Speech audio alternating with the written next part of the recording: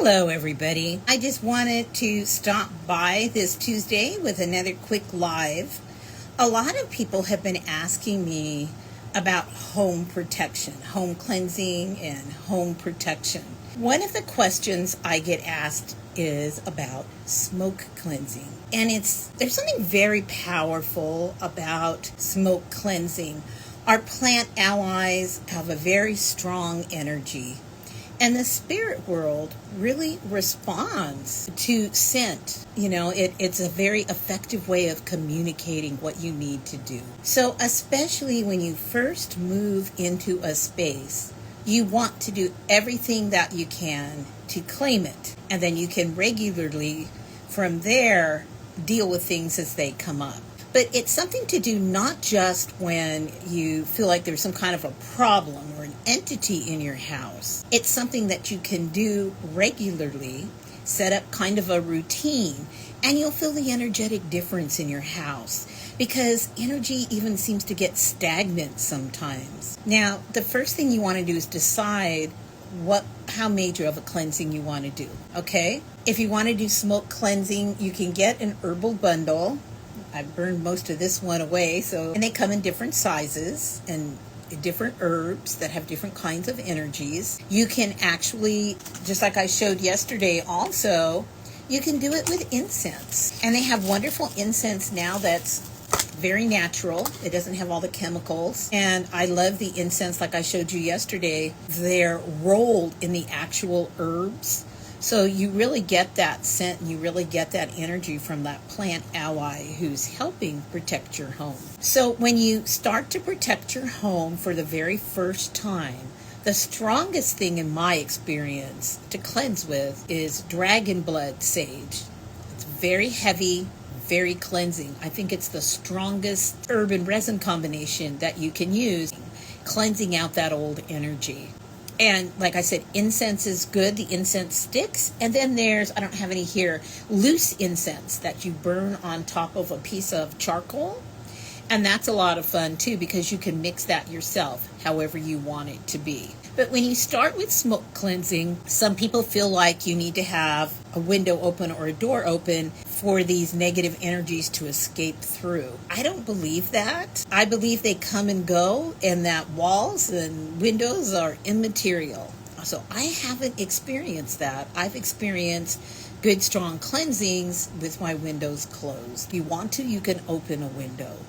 There's also controversy about where you start. Some people like to start in what they call the heart of the home and work their way through, usually counterclockwise. You're casting out negative energy. But I kind of tend to start at the front door and work my way around the house. And some people start at the back door and work their way around, basically moving things out the back door.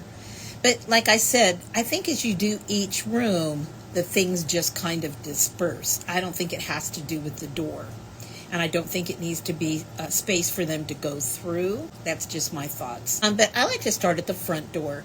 And then I work my way around. If I'm casting energy out, I'm cleansing, I'm casting out anything that's negative or stagnant. I just go through each room very carefully, making sure I do corners, making sure I do, any kind of thresholds like closet areas, and just do a very thorough job. And I set my intention, I chant. And as I mentioned the other day, if I'm using my abalone shell or even my cauldron, I tend to keep a lit tea light candle because sometimes herb bundles go out and that's an easy way to keep it lit, to relight and blow it to get that smoldering smoke. How does smoke cleansing actually work? It has to do with the vibrational energy of the plant that you're burning. And the smoke carries that vibrational energy. And negative or stagnant energy, when a higher vibration comes in effect, moves anything lower out. So that's how it works. And the chant and the intention that you use when you do the smoke cleansing is also carried on that energy. So you have a chant. If you're casting out negative and stagnant energy, chant this. You focus your energy on it as you move around the room. I cast out any negative or stagnant energy. Only light, love, and positive energy, or you can say positive spirits, may remain in this space. This space is cleansed. And actually move around the rooms as you go through doing that. And it's actually a pretty simple process, a pretty simple procedure. Usually you can feel energy start to lift.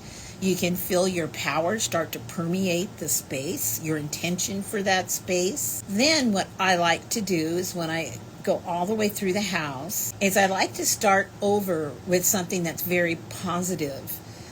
And I like this one because it's cedar and rosemary are very positive. This is cedar and sweetgrass, which are both very positive. They're a lighter kind of a vibrational energy that tends to call in positive spirits. And I also like rosemary because I grow it in the garden. So I use a lot sometimes of rosemary bundles, and that's traditional, I know, in Scottish Celtic culture to use rosemary. So what you can do is then you go through the house clockwise and you call in, I invite in all positive spirits and energy into this space. I fill this space with blessings and joy. So mote it be. You know, whatever you want to say, and there's different standard chants that you can use. I don't have them in front of me. And, you know, I bless this space, inviting in angels, inviting in, you know, uplifting energy. Whatever it is that you want, creative flow. Depending on the room, you can even vary the type of energy. And you move through the house clockwise, calling in this positive energy. And a lot of people stop there. Well, a lot of people stop with just casting out the negative and stagnant. Some people then further stop after bringing the blessings in. And they wonder why they have to keep cleansing. Well, you need to set your wards. You need to seal that space. Once you've cast out what you don't want and you've invited in what you do want, you want to go through your house and you want to basically seal the energy. The easiest way to do that is with salt, any kind of salt. Sea salt is nice, Himalayan salt's nice. I like to use witch's black salt, which I make myself from salt in the ashes, you know, from the things that I burn and from spells. And then what you're going to want to do is go around all your windowsills, all your door thresholds, and just a little sprinkling of salt to seal those areas. Go all the way around and seal those areas. Closets, in front of closets, just a little bit. Seal closets off. Anything that's a threshold or liminal space can become a portal for spirits entering your space or energy entering your space. So you want to seal those off. Then what you want to do is mirrors also act as portals. And a simple thing to do with mirrors is to mix some type of protective oils together. You know, sage and rosemary, you know, whatever it is, or, you know, purchase a protection oil or get a recipe and go up to your mirrors and say, close and seal this mirror. And just make, you know, if you're Christian, a little oil cross at the top, a little dot of oil, or even a little pentagram. And then further, as an extra hedge, if you really feel it, you've had negative energy that's been trying to invade your space, you can also go to all your doorways and your windows and also do the same with some type of protective oil and seal that off. And you're going to see that that's going to make a big difference. You're not going to have to be constantly re-cleansing the same space. You can do it routinely. Some people do it quarterly. Some people, you know, do it with each lunar cycle. And in between times, if you're going to be doing readings, you're going to be doing magic where you're inviting any type of spiritual energy in, you know, use your stick of incense and you can do a quickie cleansing. I do a cleansing every time before I do a reading. I cleanse the space. It's just instinctive for me to do that. And then the other thing that you can do, raise the energy in your home. Put out bowls of salt with herbs like lavender for calming, rose salt, rose petals, and Himalayan salt to bring in that love energy. And then you could also put out protective crystals throughout your house. Amethyst is a very high vibrational crystal. You know, it keeps things positive, it keeps negative out. I have big pieces of selenite all throughout my house, and that also cleanses and energizes the energy, giving me a high vibration. Smoky quartz also kind of grounds the energy in your house and cleanses. There are whole lists, if you look online, of crystals that you can use that will also help you keep your space cleansed and vibrating at a high level. Okay, I'm focusing more on the cleansing and the warding today. Now, one of the things you can do that takes it a step further that I was going to show you that I like to do is I like to make little herb bundles that I like to hang that are protective. I grow a lot of rosemary in my yard. It grows really well here in the dry Central Valley. It does well in my sandy soil. And I like to cut sprigs of rosemary, and the color red often is aligned with protection. And so I'll make these little bundles just to hang, near the front door where people pass through, materials pass through, near mirrors, particularly in the bathroom where I'm looking into those mirrors quite a bit. I like to hang these. And these really bring in positive spirits and blessings along with the protection. So I love to make these, and they smell so good. And then the other plants that you can also use, and you can also kind of burn these if they're dry. Rue is a very potent protective herb. A lot of times if I go somewhere where there's going to be a lot of energy, I would always put some rosemary in my pocket to protect myself. And rue, some people believe, is even stronger. And it has a smell that leads you to believe that, that might keep all spirits away. Rue is a very strong smell. And it has like a milky sap that you have to be careful with. You don't want to get it on your skin, particularly if you have sensitive skin. The sap is very strong and very potent. And rue can also be burned. You can burn rue. A little goes a long way. I would probably advocate a little bit of dried rue on a charcoal, adding just a little bit of rue to your smudge bundle. If you have an herb bundle that you're using for cleansing, you can always tie other herbs onto that, and use it as a foundation. But rue is very strong. It's very easy to grow. And as it grows, it protects you from the yard. Your rosemary in your yard, your rue, I have a little hedge of rue. It also forms a protection. So rue is another good one that I'm going to make a little bundle with. And then I really love how this smells. I love my wormwood, my Ethiopian wormwood. My gosh, I love how this smells. And because it smells a little bit better than the rue, my tendency, I like to take in the yard to cut both at the same time and then bundle those together. Because, rue, like I said, is super strong. It's very good to have by your door. But it's got such a strong smell to it that, I don't know, I like the wormwood because it brings in the good spirits, and it kind of, it doesn't smell quite as bad. And so then I just make a little tie loop for my little bundles of rue and wormwood. So that's something that you can do. And to hang those, by windows, to hang those any place where you have unwanted activity in your home that tends to recur. And when we talk about a lot of people saying, what do you do when you live with negative people? How, you can't move. Maybe you're in a situation where you're stuck. Hang this type of thing near their door as much as you can where they frequent.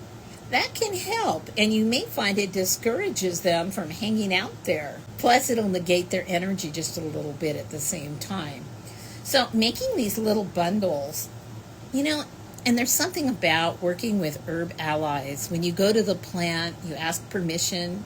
You ask if you can take some of it to help you and give the plant a little water, a thank you in some way, expressing gratitude. And then some people actually keep a special knife, Wiccans often do, called a boline, for cutting herbs, because herbs are a sacred gift to us, our plant allies, and expressing why you're taking them and thanking them and expressing gratitude. That's all a part of this process of working with what I call plant allies.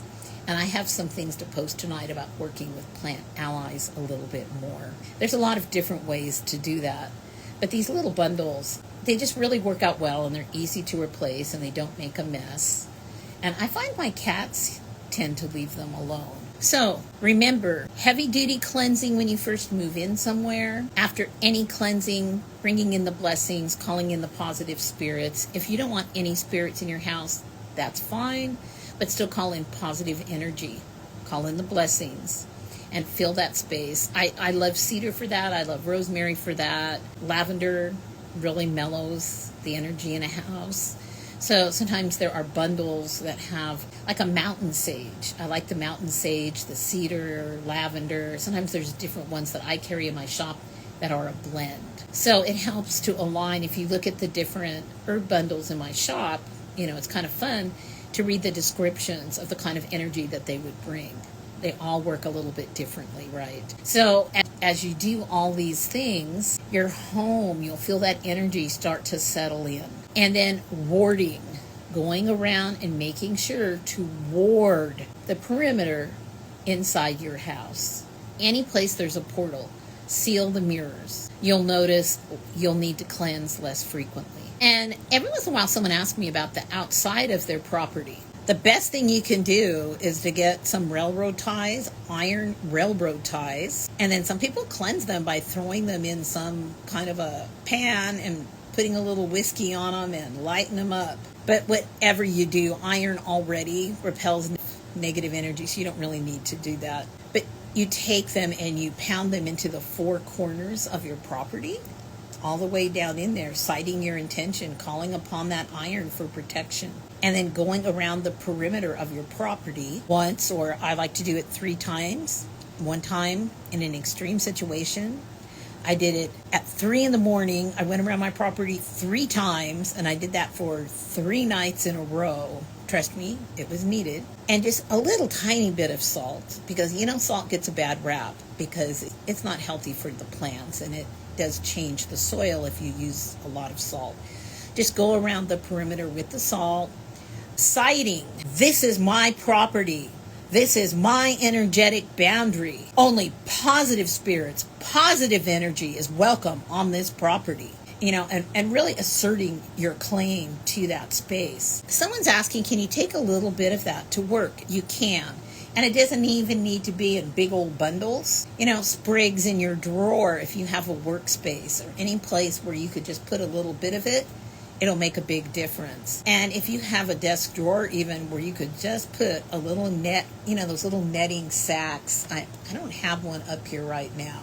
But, a little tool sack with a little salt and a little bit of especially the rue is really strong, and maybe even some dragon's blood resin, whatever you have. And then if you could put in even some stones in there, like the tourmaline, the black tourmaline to absorb the negative energy, obsidian to kind of bounce it off, whatever works for you. And put that in a desk drawer, hang it somewhere unobtrusively, that kind of thing. I really like working with crystals for workplace settings because a lot of people are allowed, or it seems normal for them to have a plant on their desk or something like that. And it's very easy to then put the crystals in with the plant. And most people will just think you're doing it as a decoration.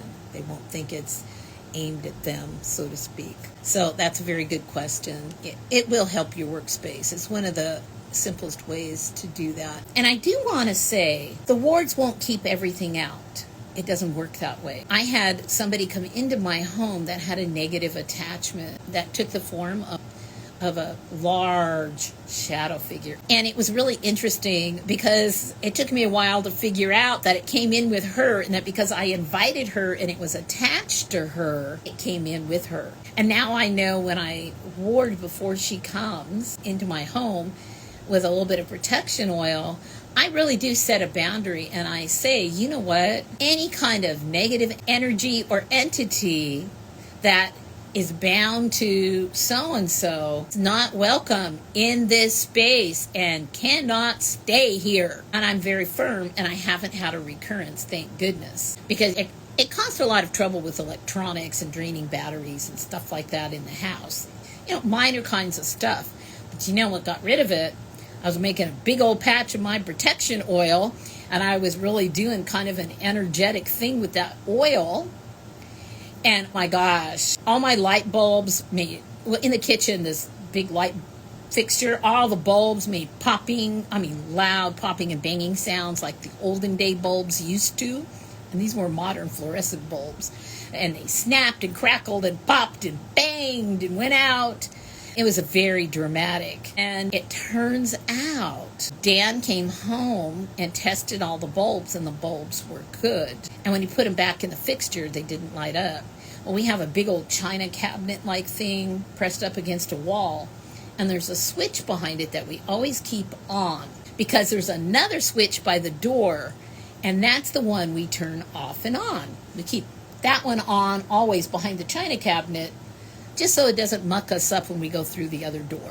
We always use that light switch. Well, it was so funny. He just looked at me and he pulled the big old heavy cabinet out, which, trust me, none of us ever moved to get behind, and the switch was off. So something major happened, and then we both discovered the energy had lifted in the house, and that shadow was completely gone. I didn't see him anymore. But do be aware, people coming into your home, if you let them through your door, that's taken as an invitation. And that negative entity or energy can enter with them. But I really feel like putting that protection oil on the door when you know those negative people are coming through and basically saying, okay, you stop at the door. She's leaving you on the porch. She can get you on the way out.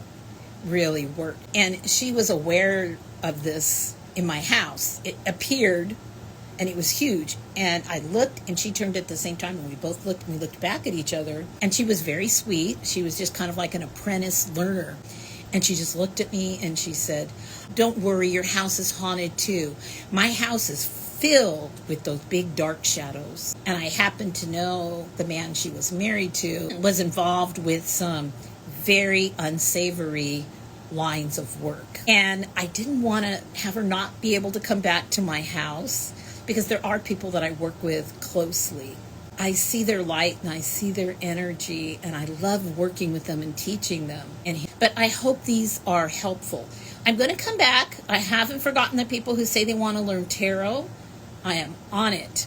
I'm figuring something out, and in a couple of days I will be back and tell you how I'm going to teach tarot, because too many people really want it, and I want to teach it in a way where the beginners can get something from it, but I don't want to repeat what's in a book. Oh, I'm so grateful for all of you. Thank you. I always refer to you guys as my little online coven. You encourage me so much. But what I want to do is help the beginners, but if you've been studying for a while, but you want to go to the next level, and you're interested in the spirit-led, intuitive type of tarot reading, that you'll be able to get something from it too. I'm going to have a deck of cards that I'm going to recommend because we can write on them with a Sharpie. I'm going to have a particular book that if you don't have it, I'm really going to recommend it so we're all on the same page with keywords. And then I'm going to put for free on my store the basics of a tarot journal that you can use as we work together to make your own little tarot book. And you'll need a binder for that. And it will be your journal and basically your own tarot book that you're creating of meanings. So I've been working on that today. And the supplies all together maybe would be an investment if you don't have the big cards or the other cards, and you don't have that book yet that I really recommend. If you buy them, it would come to just over $50 probably. So it wouldn't be a huge investment. And you could wait a while. And you could even make do, But I'm going to get them lined up in my shop before I kick it off so that everybody has what they need, because I teach in a very different way. And part of it will be, talking about individual cards, but like for example, I pulled these 4 cards thinking about getting started. One of the lessons, what are these cards? They're a pocket of energy in some ways, and what do they have in common? And for me, it's all about a word that recurs a lot with tarot and spirituality, which is expansiveness, and how that looks in different circumstances and what those cards are telling you. And different cards have different energetic spaces and messages, because they're an energy, but they're also almost like a space or a place, in the other realm. It's complicated. So anyway, that's what I'm working on. I haven't forgotten those people. I will be working on the tarot stuff. First, I want to get through this full moon because this is going to be very complicated. It's a complicated week astrologically, and my tarot card reading for the week really reflected a lot of us are going to be going through a lot of endings and things like that, some major shifts. So I really want to concentrate on putting out some stuff, especially tomorrow, to help lead us through that full moon. And I'm going to present some things tomorrow, hopefully, that will help you deal with that energy with that Capricorn full moon, because it's more than that. It has to do with things that are going on with other planets. And I know some of us are feeling that energy already. All right. So anyway, thank you so much for being here. You don't know how much I appreciate all of you. And I love the support, liking, commenting. People are showing I appreciate when you go to my little shop and you pick something up that you maybe could have gotten elsewhere. I try to always include a little free gift of appreciation, and I try to always add positive energy into that package. I'm doing all the packaging myself, just so that you know. All the orders, all the packaging, ordering new stock, all of that goes through me. So sometimes it takes a day or two. I'm not Amazon. You're not going to get an overnight shipment. It is what it is. I do my very best. So anyway, I don't have the free tarot stuff up yet. So wait, a couple of days if you want, but I'll let you know when I have that. I do have other free books for download available. There's a good crystal book. There's a good plant allies working with, herbs in there, working with crystals. I do have some on shadow work that's helpful because we'll be going into the waning moon. So I try to make those resources available, free, because sometimes you just need that little nudge. You don't need to buy a big old book. And, I don't make a lot of money on books, I'll be honest. I don't get a huge discount on books. I'm not Amazon. Amazon's put most bookstores out of business, really. It's very hard. The margin is very small on books. The shipping is very high, shipping them to me and then shipping them to you. So books are not a real money maker. So if I have them in the shop, they're there usually for a reason. So I'm happy to be able to offer the ebooks. And if you need more, you can always get more. There's so many fantastic online resources. So thank you for your support in all ways. I really do appreciate all of you. And we're going to be going on a tarot journey together. So many blessings and have a good rest of your day. Thank you for being here.